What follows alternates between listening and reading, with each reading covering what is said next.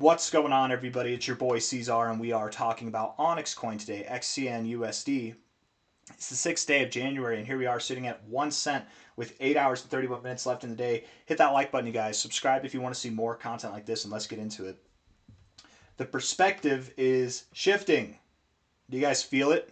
Do you feel it? Yeah, I feel it.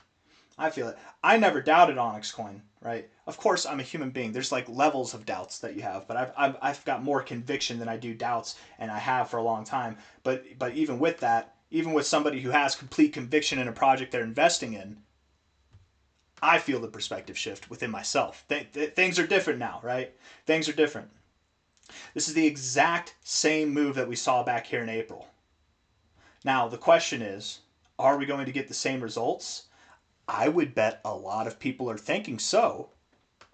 And because a lot of people are thinking we're going to get the same results, we're probably going to get different results, right? That's what's going to happen. I would love it. I would absolutely love it if this move just kept going, but let's face the reality. Facts are facts. This is more or less exactly what we were looking for, exactly what we've been talking about for the past couple months, guys, right? We literally, to the point of where we found our high, we evaporated price action that has existed since October 11th, right? Since October 11th, all this downside just washed away with one move over 6 days. Crazy. Crazy, but not crazy. We saw it coming a mile away. The divergence was there. Everything about it, the rounded bottom. There's very low volume, very low liquidity. And with that, it doesn't take much to move the price up. This looks like a lot of volume, doesn't it? It looks like a lot of volume. But we zoom out, it's really not. It's really, in comparison, look at the move that we saw compared to this move here. It's the same move. Look at the volume. Look at how different the volume is. If you're looking at that and you're concerned, you're like, that's a low level of volume. Oh God, we're going to come back down. Maybe. You know, we've got low liquidity, low volume times. It is easier to move the price around for sure. But I would say this is just a return to normality, right? This is a return to the mean is all it is. So it doesn't take as much to get there because, again, all the sellers are gone. Right, all the sellers are gone. Where here, there's probably less panic selling. There's still probably a lot of panic selling there. Here, there was a lot more panic selling, a lot more depression, and just giving up.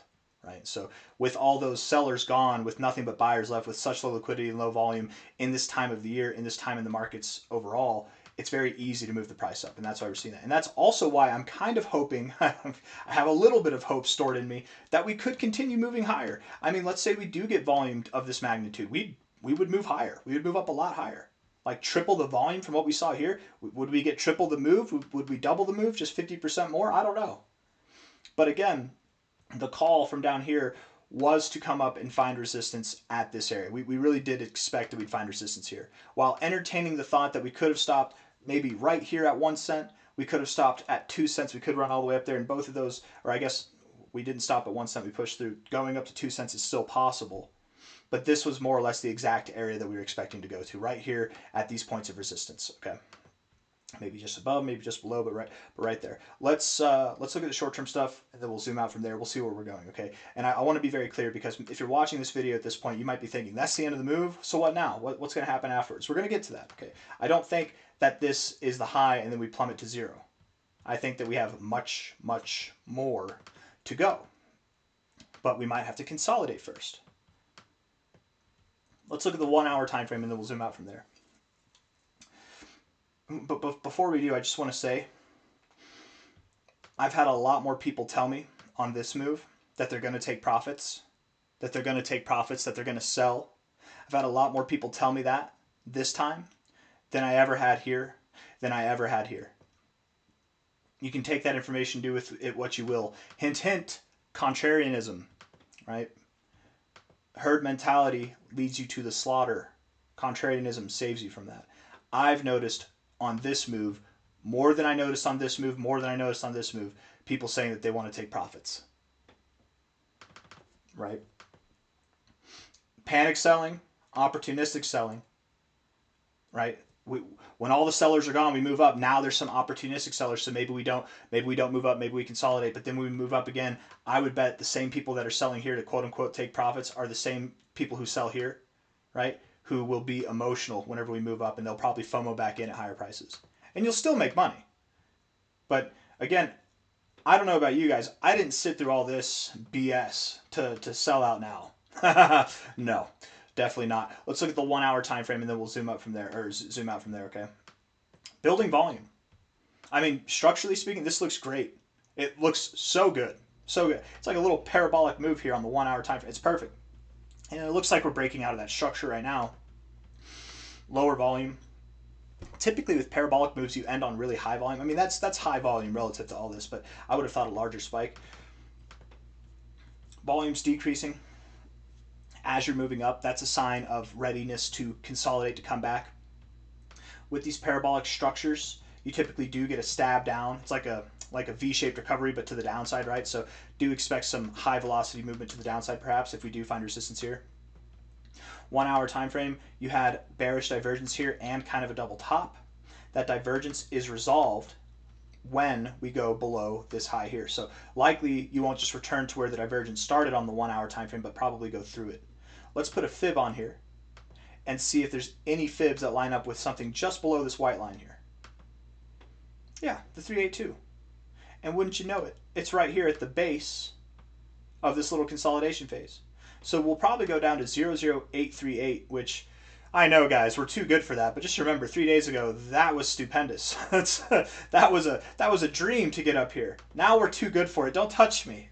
I'm too good for prices below 1 cent. I get it, but we're probably going to go below 1 cent. We'll probably go down to about 83% of a penny, $0.00838.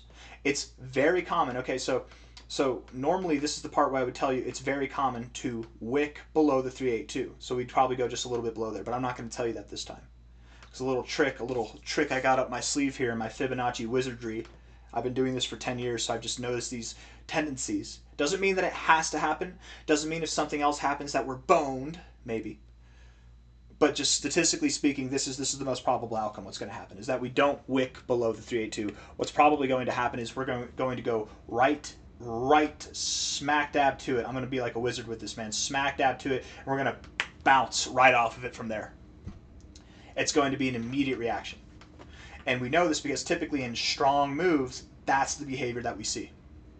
That's what we see. If we go below the 382, we can wick below it, close above it, and still have a powerful reaction.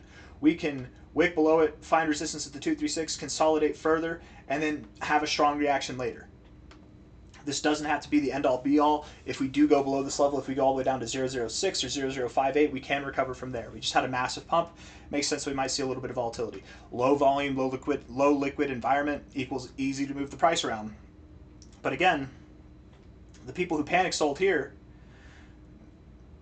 they probably didn't buy back. Maybe some of them did. Maybe some of them FOMO'd in and they might panic sell if we drop down a little bit. But I would think anybody who panic sold here, who bought on the way back up, even if they bought the high here, they're probably not going to panic sell again. They're probably just going to wait. They're going to trust the process. Because this was panic selling because they thought they bought a scam or they bought a project that didn't have anything going for it. They weren't paying attention to all the developments that are taking place regularly with the Onyx protocol. It's so obvious that this is a project worth keeping up with that now, even if they bought the absolute high, they're not going to panic sell. They might sit through the pain. They're actually probably more likely to sit through the pain now. So I just think there's going to be less selling pressure overall. So I really don't think, even though we're in this low liquid environment, I just don't think that there's, again, all the sellers left. A small percentage of them probably got back in, but they've learned their lesson. They're probably not going to get out again. Or maybe some of them are still emotional, they'll panic sell. But again, the amount of selling pressure we have here is dramatically lesser than anything we've really had throughout this whole time. I don't know how much sense that makes. I'm trying to make sense out of it, I guess. Stochastics coming down. We're right at this point. We reset. We could bounce here, but I don't think so. I don't think so. I think we're going to go lower. MACD's crossing red. That's fine. Yeah. No signs of like weariness on the stochastics or the MACD, but it makes sense that we could cool off from here. 4 hour time frame. Very, very hot on the RSI. Very hot, you guys. We got a double top. Don't mess with double tops on the RSI, man. Double tops are definitely fierce. And look at how crazy this is, man. Look at how much you moved up here. You moved up 20% in a 4 hour period. And how little you moved up on the RSI. Just such a small amount. And here you are dumping 10%. Half of that candle. 20% up, 10% down. And look at how much more you're dropping here. Right. It doesn't take a lot to cool this RSI off. And I think that's what we're going to do. We're just going to move down. Not a lot. Just enough to cool the price off. We're going to move down to this 0083 area. bounce from there, and then move up. By that time, the RSI is probably back at the 50 or lower, and then we're cooled off. The stochastics are at the 50 or maybe the oversold zone, and we've cooled off. The MACD has come back to touch. We touch tips, we've cooled off, and then we bounce, we move higher. I don't think that this move stops here. And the way that I'm making it sounds like this, right? It sounds like it's going to be a quick fix. We just move right down here, and then we're just going to move right back up. Tomorrow, we'll be seeing new highs relative to this. It might happen that way. It might not. I wouldn't be surprised if we consolidated here for some time, okay? When I say some time, it could be a few days. It could be a few weeks. But we'll probably consolidate here for a little bit, right? When we were in this range before, we consolidated from August 24th until October 10th. We can consolidate here for a little while, right? It's okay if the brakes are pumped a little bit. But again, back to my observation, back to my prediction based off the observations that I've made in my time as a technical analyst over the last 10 years. When we hit this line, we should have an immediate reaction off of it. So I think the process down to this line will be slow, but once we hit that line, once we bounce, I mean, I truly wouldn't be surprised at all. This week here, we've got 5 days, 9 hours left. We're at 1 cent right now. I wouldn't be surprised at all if by the end of this week we did see higher prices than this high. But if it wasn't by the end of this week, it could be next week. It could be the following week, right? It doesn't have to be now. We can consolidate, and we'll figure it out as we go. We looked at all the 4-hour stuff, right? Yeah, we did. Daily time frame, overbought, looking great. That's another thing, too. That was the thought I trailed off from. I said it yesterday. I'm going to say it again. Little fact for you. Again, we're throwing all kinds of little... If you're paying attention, you're really actually walking away with some aces up your sleeve here in technical analysis. But it's very specific. There are no exceptions. Okay, it's very specific. And even with that, it's not 100% perfect. It's not a crystal ball. It's just a thought that is backed by statistical probabilities. Okay, here's the thought. Typically, most of the time, 9 out of 10 times, if not 10 out of 11 times, right, what we'll see is that the price here, or sorry, not the price, the RSI, when you get above the 90, that is not the final move, right?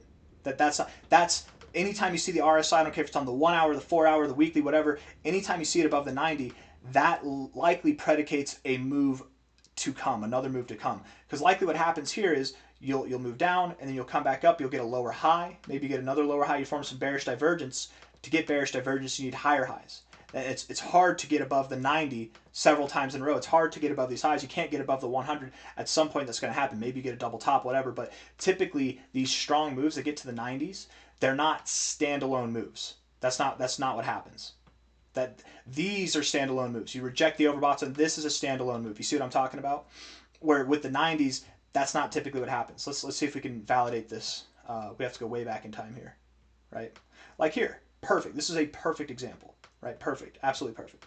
You didn't even get to the 90, and the point still remains. You got very, very close, 89.3. This was standalone. This was standalone. This was not standalone. There were two peaks. And if you notice here, this peak at the 90, while that was a relative high, sure, if you sold there at the high and you bought at the low, sure, you did decent. But if you notice here, that was not the end of the move. The move ended higher, right? If you sold out here or at the lows, you sold out like halfway through the move, there's more to go. Right? That's the point I'm trying to make. Whenever you get to these levels, these deep readings in the RSI, they're typically not standalone. So the probability, all I'm trying to say here is solely based off of this, I could use nothing else, and I would have immense confidence in what I'm about to say. We likely do not stop here. This high, however relative it is, however long-lasting it is, it's not permanent. We likely have more to go. And in the respect or the aspect of that last move that we compared it to, maybe we're only halfway through this move. I don't know. And of course, we're not just halfway through. We're actually a small way through this move. This move overall should take us to 10 to 22 cents, something up here in this area. But there will be stops along the way, right? Again, I invite you to remember that from the path from a low to a high here, it wasn't a straight line. We remember just this part, the last 2 weeks. But the reality is from the low, you moved sideways, you consolidated. Then you moved up at a very awesome pace for 5 weeks. Then you consolidated, and then it was ridiculous. Then it was bat crap crazy, right? We do not have to make this move tomorrow or next week or by the end of this month for it to happen, okay? The expectation overall is now and has been that we are going to see a 9.7 cent to 22.9 cent price. Right? And for any of the trolls out there that like to make fun, and they're probably not here now because they're not here whenever the sun shines. Trolls hate it when the sun shines. They stay in their caves when the sun shines. Sun is shining right now. But for a large part of this, we assumed higher price action would be the case. For a large part of this, I didn't assume that we'd go below this low. Ever since we did go below this low, we've changed our expectations because we've had a different low on our fibs. So if anybody's wondering, what happened to 26 to 32 cents? Well, we got a lower low. It's the same move. It's the same move we're calling for, but from a lower price, right? It's like here, if I take this and I put this at the low here, and I put this move here at the low, look at that, 26 to 32 cents. It's the exact same move we've been calling for. It's just from a different locale, so it's going to give us a different ending result. That's all. Right, I got nothing else. I hope everything makes sense. Hit the like button, subscribe. Thank you all for being here. Again, very clearly, I don't think it's going to be a one fell swoop thing. There will be stops along the way, but relatively speaking, in the very short term, in the immediate term, maybe over the next, I would think over the next 10 days, we likely do encounter prices that are above here, which gets me really excited, you guys. That gets me. We have been waiting. We've been talking about it for months, breaking above these levels. It will be instrumental in validating this as a low. Obviously, it's a relative low, but whenever I say the low, whenever I say validating as a low, I mean the low, right? This was a validating move for this to be a low, but not the low. We get above, if we got above here, that would have been validating that that was the low, right? This is validating that it's a low, but if you want to validate it, that it's the low and that we're ready to move up and break out and see higher prices overall, and that we're ready to go above this high, get above that line, get above 1.4 cents. And I think we will do that over the next 10 days. I do not think that this is a stopping point. I do not think that if you take profits here that it will bode well for you. Maybe over the next couple of days, maybe it does. I bet we do go down to 0.083. I'm not selling here. That's, I mean, man, from the current price, it's a 20% drop that I'm calling for. I'm not selling here. I did not. Again, it makes me laugh just to think of it, right? And sometimes perspective helps, man. For anybody who is thinking about taking profits, anybody can look at the price and be like, damn it, I knew I should have sold here. Man, if I just sold here, and then I could have bought here, right? How many people would have done that here and then would have bought the low and then would have, you know, like would have, could have, should have, whatever, but you never know. Emotions, life, everything's different. It's hard. If you don't understand that, you're probably new to the markets, right? What we do know is that it's going to come up higher. What I do know is I've been holding throughout all this BS, and you want me to sell now for some parlor tricks? That's not going to happen. No. I'm not selling. I want to buy more. I have to hold myself back from buying more. If anything, I wouldn't sell here and then look to buy back at 0.083. I would just hold what I have and then buy more at that level, right? You see the difference? The difference there is risk averse. Hit the like button, subscribe. Thank you all for being here. There's nothing wrong with taking profits. If you've made money, if you are in a tight spot, if you're not in a tight spot, but you just want to take profits and you want to do what, like, take profits. We're here to take profits. Only the pros take profits. Be like a pro. There's nothing wrong with that. But I think if you wait, we might sit through a little bit of turbulence, but we'll come out and the sun will continue to shine. And it's going to be a really, really, really bright aftermath over the coming weeks and months. Hit the like button, subscribe. Thank you all for being here. Take care. Bye.